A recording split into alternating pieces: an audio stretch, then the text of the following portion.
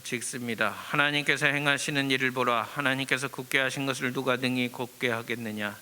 형통한 날에는 기뻐하고 공고한 날에는 뒤돌아보아라. 이 두 가지 일을 하나님이 병행하게 하사 사람이 그의 장래일을 능히 헤아려 알지 못하게 하셨느니라. 내 허무한 날을 사는 동안 내가 그 모든 일을 살펴보았더니 자기의 의로움에도 불구하고 멸망하는 의인이 있고 자기의 악행에도 불구하고 장수하는 악인이 있으니 지나치게 의인이 되지도 말며 지나치게 지혜자도 되지 말라. 어찌하여 스스로 편망하게 하겠느냐. 지나치게 악인이 되지도 말며 지나치게 우매한 자도 되지 말라. 어찌하여 기한 전에 죽으려고 하느냐. 너는 이것도 잡으며 저거 됐어도 내 손을 놓지 아니하는 것이 좋으니 하나님을 경외하는 자는 이 모든 일에서 벗어날 것임이니라. 아멘. 누가 하나님의 행하시는 일, 누가 하나님을 막으랴라는 제목으로 은혜의 말씀을 나누도록 하겠습니다. 우리가 이 금요일 저녁은 전도서를 통해서 우리가 하나님의 말씀을 나누고 있습니다. 전도서는 우리의 인생에 대한 지혜, 인생을 어떻게 바라보고 인생을 어떻게 성찰하고 통찰하고 우리 인생들을 어떻게 하면 지혜롭게 살아갈 것인지에 대해서 귀한 말씀을 주고 있습니다. 오늘 보신 말씀은 13절에 나와 있는데요. 하나님께서 행하시는 일을 보라. 아주 중요한 대목이라고 생각이 됩니다. 무신론자가 아니라 우리는 하나님이 계시다. 하나님이 지금 이 역사의 주인이 되어주셔서 일하고 계시다라는 분명한 믿음을 가지고 살아야 합니다. 물론 우리의 눈에는 보이지 않습니다. 우리의 귀에는 들리지 않습니다. 우리의 손으로 만질 수도 없습니다. 그러니까 우리가 가지고 있는 우리의 감각으로는 하나님을 알 수도 없죠. 그러나 우리가 이제 하나님이 계시다는 것과 하나님께서 일하고 계시는 것, 또 하나님이 보이지 않기 때문에 하나님을 찾는 자들에게 하나님은 상을 주신다라는 그런 믿음을 가지고 주님 앞에 접근해야 될 줄로 압니다. 하나님이 행하시는 일, 믿음의 눈을 통해서 보라는 것이죠. 하나님께서 지금도 역사하시고 주관하시는 일들을 바라보게 되면 우리 인생 속에서 많은 부분에 어떤 인생의 답들이 나올 때가 있습니다. 사랑하는 여러분, 오늘도 우리의 삶 속을 뒤돌아보면서 하나님께서 행하시는 일들을 보라는 겁니다. 자, 그런데 13절 그 하반절에 보니까 하나님께서 굳게 하신 것을 누가 능히 곧게 하겠느냐. 굳게 하셨어요. 그러니까 하나님이 주도적으로 굽어지게 하셨어요. 그러면 그 굽어진 것을 우리는 피고 싶죠. 우리는 바르게 피고 싶죠. 그런데 하나님이 그렇게 하실 때가 있다라는 겁니다. 우리의 생각과 다르게 하나님께서 일하실 때가 분명히 있다라는 겁니다. 그런데 그거 우리의 뜻대로 우리의 생각대로 만들 수 없다라는 겁니다. 하나님이 하신 일은, 하나님께서 허락하신 일은 우리가 어찌할 수 없다라는 겁니다.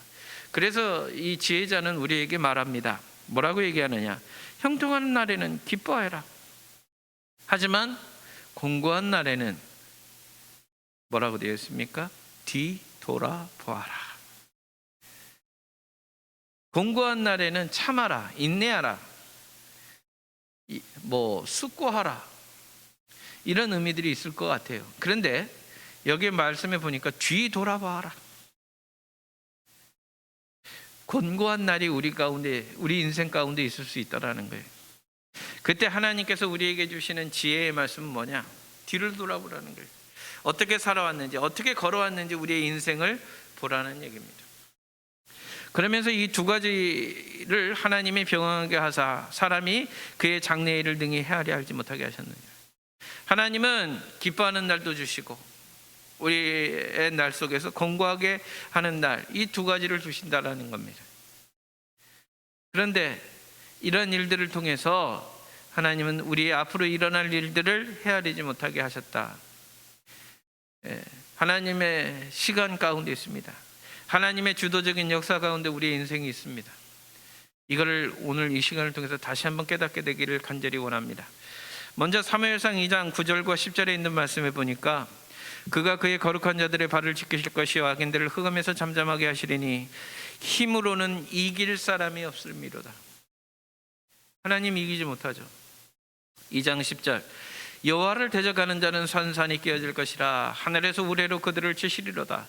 여호와께서 땅끝까지 심판을 내리시고 자기 왕에게 힘을 주시며 자기의 기름 부음 받은 자의 불을 높이시리로다 하니라. 하나님을 대적할 수 없습니다. 하나님이 굽게 하신 일, 하나님이 구부러지게 하신 일, 우리 힘으로 반듯하게 펼 수 없습니다. 기억해야 합니다. 우리는 하나님의 다스림 안에, 하나님의 주권 아래 살아가고 있는 하나님 나라의 백성임을 여러분 기억하셔야 합니다. 우리 주변에서 일어나는 일들, 형통한 일들도 있고 불행한 일들도 있을 겁니다. 그 일들 속에서 형통하다라면 하나님 앞에 기뻐하라는 것이죠. 그러나 그렇지 않은 곤고한 날이 있으면 뒤를 돌아보라. 자, 야고보 기자는, 신약성경의 야고보 기자는 이렇게 얘기합니다. 너희 중에 고난은 당한 자가 있느냐? 그는 기도할 것이요. 즐거워하는 자가 있느냐? 그는 찬송할지니라. 조금 더 구체적으로 삶의 지혜를 우리에게 말씀하고 있습니다. 형통의 날이 있을 때는 찬송하라는 거예요. 하나님 앞에 영광을 돌려드리라는 겁니다. 기뻐하며 주님 앞에 찬송하라는 것이죠. 그러나 공고한 날, 우리 인생에 슬픔이 닥쳐올 때 뒤를 돌아보라고 그랬죠. 그 뒤를 바라보면서 우리는 기도해야 합니다. 하나님의 뜻을 구해야 합니다. 하늘의 지혜를 구해야 될 줄 믿습니다. 하나님 앞에 무릎 꿇어 하나님 앞에 우리의 삶에 대해서, 우리의 인생에 대해서 하나님 앞에서 펼쳐놓고 우리의 인생을 되짚어 볼 수 있는 귀한 시간들이 우리에게 필요한 것을 여러분 기억하시기 바랍니다. 세상 어느 때보다도 요즘은 빠르게 모든 것들이 이루어지고 있습니다. 이동도 빠르게 이동하고 있고요. 또 역사도 빠르게 시간이 진행이 되고 있습니다. 속도가 굉장히 빨라졌습니다. 예전에 비해서 굉장히 빠른 속도. 그러면서 사람들은 기술의 발전이 있으면서 몸이 좀 편할 줄 알았는데 편하지 않아요. 오히려 더 복잡하고 더 많은 일들로 인해서 사람들이 고난을 당하고 있습니다. 과학과 기술이라는 이 발전, 사람에게 어떤 유토피아, 사람이 기대하는 천국을 이루어질 줄 알았는데 아니에요. 그렇지 않아요. 이런 시대 속에서, 이런 아픔 속에서, 이런 곤란한 속에서 우리에게 필요한 것이 있다면 하나님 앞에 기도하는 일이라고 저는 믿습니다. 오늘 이 밤에 하나님께서 우리를 부르신 이유가 있음을 여러분 기억하시기 바랍니다. 금요 합심 기도회로 하나님 앞에 무릎 꿇게 하신 하나님의 뜻 앞에서 우리는 정말 깊이 있게 하나님 앞에 기도하는 복된 시간 되기를 원합니다. 빠르게 모든 것들이 순간순간 막 스쳐 지나가는 이 시대 속에서 잠깐 멈춰서서 무릎 꿇고 하나님 앞에서 기도하는 시간이 지금 필요한 시대가 바로 우리의 시대다. 지금 이 시간이다. 이렇게 말씀드리고 싶습니다. 다음 15절에서 17절에 있는 말씀입니다. 내 허무한 날을 사는 동안 내가 모든 일을 살펴보았더니 자기 의로움에도 불구하고 멸망하는 의인이 있고 자기의 악행에도 불구하고 장사하는 악인이 있으니. 여러분, 성경 말씀에 보면 의인은 하나님 앞에 복을 받습니다. 또 그들에게는 장수가 약속이 되어 있습니다. 그런데 희한하게도 솔로몬이 보니까 의롭게 사는 사람인 것 같음에도 불구하고 멸망하는 사람이 있었고요. 참 희한한 것은 악하게 사는 것 같았는데 의외로 장수하는 사람이 있었다라는 겁니다. 참 희한한 일이죠. 멸망하는 의인, 장수하는 악인. 시편서부터 저 아가서까지 하나님이 말씀하시는 지혜서 가운데서 보면 의인은 장수합니다. 의인은 존귀하게 살아갑니다. 오히려 악인은 멸망하게 되죠. 악인은 하나님께서 사라지게 하십니다. 그런데 장수한다라는 거예요. 이게 무슨 얘기일까? 자, 16절에 있는 말씀입니다. 지나치게 의인이 되지도 말며 지나치게 지혜자도 되지 말라. 어찌하여 스스로 패망하게 하겠느냐. 17절, 지나치게 악인이 되지도 말며 지나치게 우매한 자도 되지 말라. 어찌하여 기한 전에 죽으려고 하느니라. 어찌하여 16절과 17절에서 우리는 이 의인이나 지혜나 악인이나 아니면 우매한 자, 이게 다 무엇을 얘기하는 줄 아십니까? 사람의 보는 기준을 얘기합니다.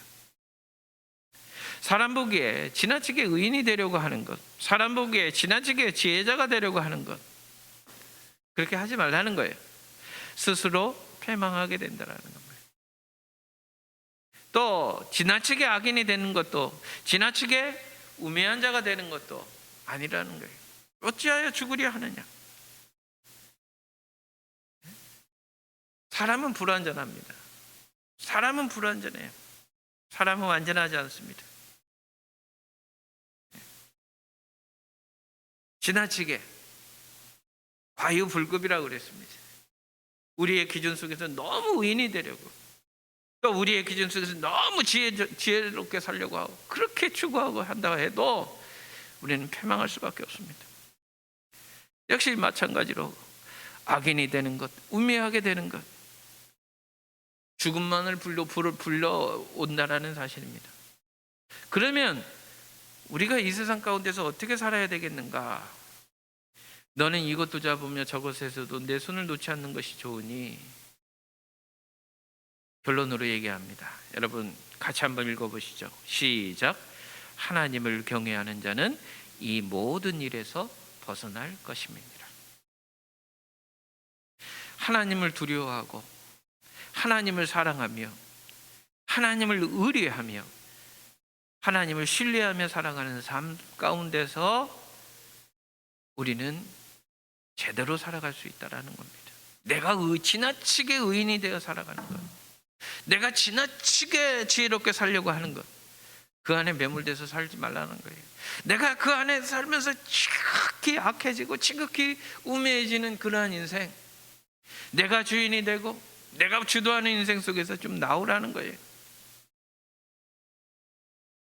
하나님, 크신 하나님, 전능하신 하나님, 높으신 하나님, 위대하신 하나님, 우리가 감당할 수 없는 그 하나님을 발견하고 그 앞에 항복하고 하나님 앞에 낮아져서 하나님의 뜻을 구하고 하나님의 은혜를 구하고 하나님의 도우심을 구하고 하나님의 인도하심을 구하고 주님 앞에 믿음으로 살아낼 때에 앞에서 얘기한 이 모든 것에서 자유할 수 있다라고 우리에게 얘기합니다. 연약한 인생이기에, 부족하고 어리석고 어떤 때는 가난하기까지 한 우리 인생이기에 하나님을 의지할 수밖에 없고 하나님 앞에 무릎 꿇어 살아야 한다는 사실입니다. 전도서는 우리에게 그것을 얘기하고 있습니다. 하나님이 굽게 하신 것, 우리는 필 수 있을 거라고 생각해요. 내가 주인이 되어서 내가 이걸 필 수 있을 거라고 생각합니다. 아니에요. 할 수 없어요. 할 수 없습니다. 하나님이 정해놓으신 삶 속에서 우리는 하나님의 뜻을 구하며 하나님 앞에 믿음으로 살아가는 것, 그래서 기쁜 날에는 하나님께서 형통하게 하시는 그날에는 기뻐하고, 하나님께서 우리의 삶 속에 공고를 주시고 아픔을 주시고 고난을 주실 때는 뒤를 돌아보는 거예요. 야고보서 기도처럼 하나님께서 우리에게 기쁨을 주시고 형통을 주실 때는 하나님을 찬송하고, 우리에게 고난을 주시고 권고를 주실 때는 주님 앞에 기도해야 한다는 사실입니다. 이것이 바로 하나님을 경외하는 삶입니다. 우리의 인생에 있어서 우리가 주인 되지 말고 하나님을 앞세우고 하나님을 인정하고 하나님과 동행하는 복된 삶을 살아가는 것, 이것이 우리에게 주어진 하나님이 기뻐하시는 인생인 것을 우리가 다시 한번 깨달으며 오늘 이 밤에도 주님 앞에 믿음으로 나아가는 귀한 시간 되기를 원합니다. 우리